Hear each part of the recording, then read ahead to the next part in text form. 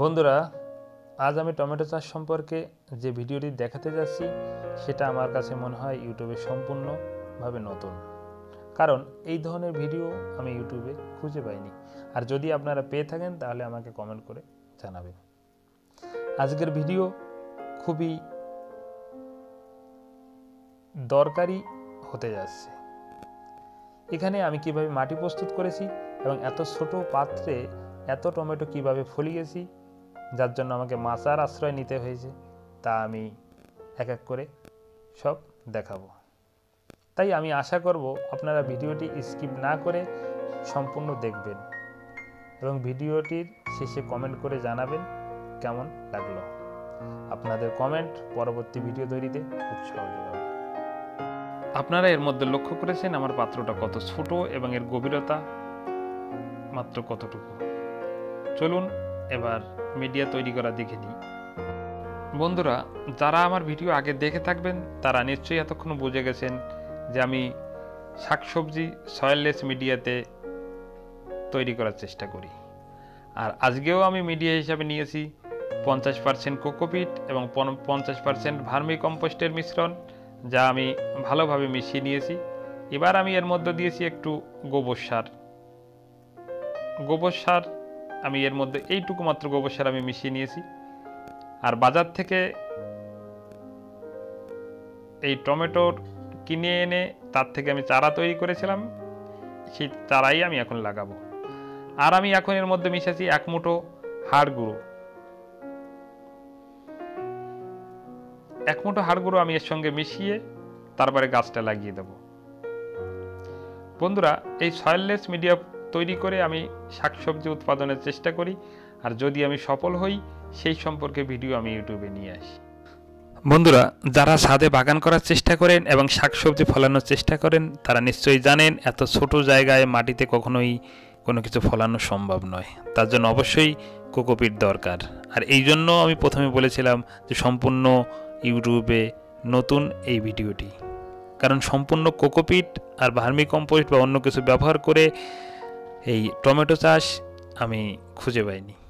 কোকোপিটে লাউ এবং শশা চাষের মতো এটাও ছিল একটা পরীক্ষামূলক প্রচেষ্টা, আর এর সফলতা সম্পর্কে আমি নিশ্চিত ছিলাম না। তার জন্য এইটুকু জায়গায় আমি দুটো লাগিয়েছি। বন্ধুরা, কোকোপিটে লাউ এবং সবজি কিভাবে ফলানো যায় সে সম্পর্কে ভিডিও আমার চ্যানেলে আছে, যদি আপনাদের দরকার হয় তাহলে দেখে নিতে পারেন। আমি এর মধ্যে 1 মুঠো হাড় গুঁড়ো মিশিয়ে দিয়েছি। আর যেহেতু হাড় গুঁড়ো দিয়েছি সেহেতু এর সঙ্গে ওই 50 গ্রামের মতো নিমখোল বা 1 মুঠো নিমখোল আমি এখানে সঙ্গে মিশিয়ে দিয়ে জল দিয়ে দিয়েছি। আমার লাগানো কমপ্লিট।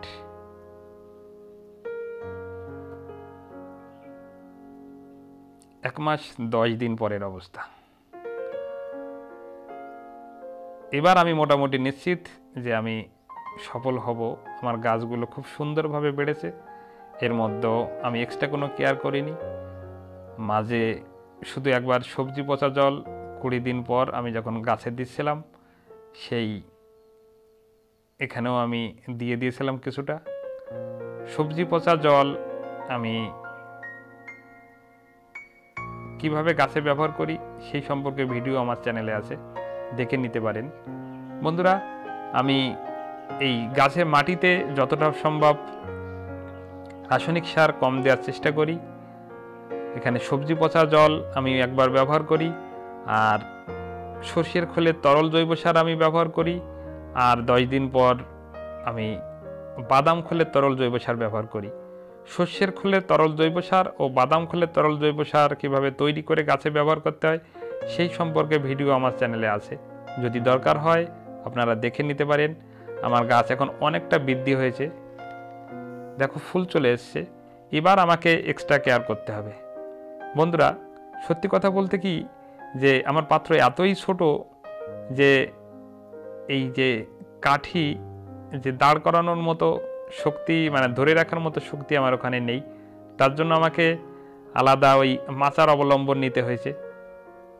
এবার আমি এর মধ্যে আর 1 মুঠো হাড় গুঁড়ো দিয়ে দেব। এবার আমাকে বাকি জায়গাটা ভর্তি করে দিতে হবে। আর এক্ষেত্রে আমি এই 500 ভার্মি কম্পোস্ট, 2 মুঠো শস্যের গুঁড়ো খোল এবং 1 মুঠো ওই শিংকুচি ব্যবহার করব। আমার গাছ অনেকটা বড় হয়েছে এবং কত সুন্দর গ্রোথ হয়েছে দেখো, এবং ফুল চলে এসছে। কয়েকদিন পরের অবস্থা, কত ফুল এসছে। এর মাঝে আমি ব্যবহার করেছিলাম 0-52-34, যে জলে সলিউবল NPK আছে, ওইটা আমি ব্যবহার করেছিলাম। তার জন্য দেখো কত প্রচুর পরিমাণে ফুল এসছে। বন্ধুরা, তোমরা 0-0-50ও ব্যবহার করতে পারো। এবার আসি ছত্রাকনাশক আর কীটনাশকের কথায়। বন্ধুরা, আমি 15 দিন পর পর নিম তেল ব্যবহার করেছি। আর ছত্রাকনাশক হিসাবে ব্যাবিস্টিন 1 লিটার জলে 1 গ্রাম করে আমি ব্যবহার করেছি। আর মাঝে আমার একবার সাদামাছি আক্রমণ হয়েছিল বাগানে, তো আমি তখন ব্যবহার করেছিলাম ওলালা। সাদামাছির জন্য ওলালা খুবই ভালোই একটা কীটনাশক। আর ছাদে যদি আপনাকে সবজি বাগান করতে হয় তাহলে সাদামাছি আপনাকে নির্মূল করতেই হবে। বন্ধুরা, এবার আমি ব্যবহার করব পিজিআর। আমি এখন ব্যবহার করছি মিরাকুলান একটা পিজিআর। এর কাজ ফুলকে ফলে পরিণত করা এবং ফুল ঝরা রোধ করে। তো আমি ভালো করে মিরাকুলান দিয়ে দিয়েছি। আর বন্ধুরা, যেহেতু ছোট জায়গা, আমার গাছ অনেক বড় হয়েছে, প্রচুর পরিমাণে ফুল এসছে এবং অনেক অনেক ফল এসছে। এই ফুলগুলো দেখো, এই ফুলগুলো বেশিরভাগই ফলে পরিণত হবে, কারণ এই ফুলের কৃত্রিম পরাগায়ন আমি করে দেব। আর কৃত্রিম পরাগায়নের ভিডিও যদি আমি এখানে দেই তাহলে অনেক বড় হয়ে যাবে। পরবর্তীতে আমি এই সম্পর্কে ভিডিও নিয়ে আসব। দেখো, পরাগায়নের পরে আমার সেই ফুলগুলো ফলে পরিণত হয়েছে। বন্ধুরা, এবার আমাকে এক্সট্রা একটু খাবার দিতে হবে। আমি এর মাঝে 20-20-20 যে জলে দ্রব্য NPK আছে, সেই NPK আমি 1 লিটার জলে 2 গ্রাম মিশিয়ে সেখান থেকে ওই 200 ml এর মতো আমি দিয়ে দিয়েছি। এই আমার পরিচর্যা।